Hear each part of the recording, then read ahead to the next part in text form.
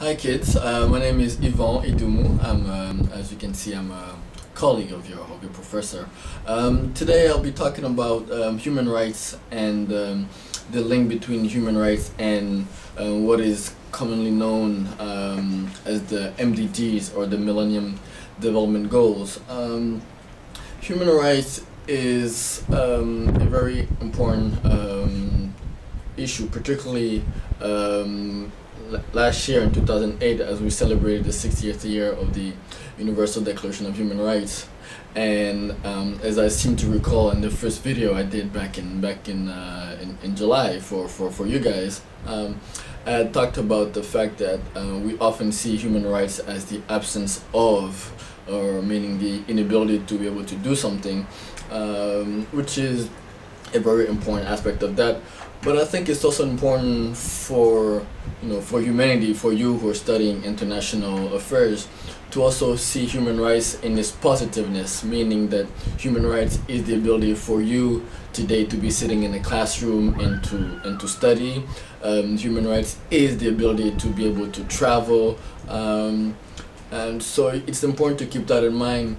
Now, when it comes to the MDGs, the Office of the High Commissioner for Human Rights, which I work for, the office has not necessarily been assigned a particular human rights. That's because we believe that human rights permeate throughout all the 8 MDGs that have been designated by the UN. So being for education, for health issues, for economic issues, for issues of human security, the office is making it a point to be active in a number of ways in promoting human rights in those particular aspects. So the office is quite active, depending on the region, depending on the issue, depending on the needs of a particular community, to make sure that their human rights in that field is protected. So it's a lot of work. Human rights, unlike other fields, is not it's not something that's very tangible. Let me put it that way. It's an aspiration. It's a long-term goal. It's a personal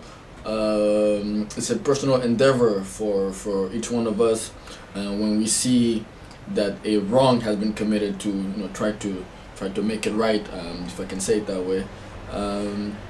So the world has a long way to go, but I think through education, through this course that David is providing for you, through your future endeavors, you will come to appreciate what it means to have human rights, or what it means not to have human rights, and hopefully as we work towards 2015, which is the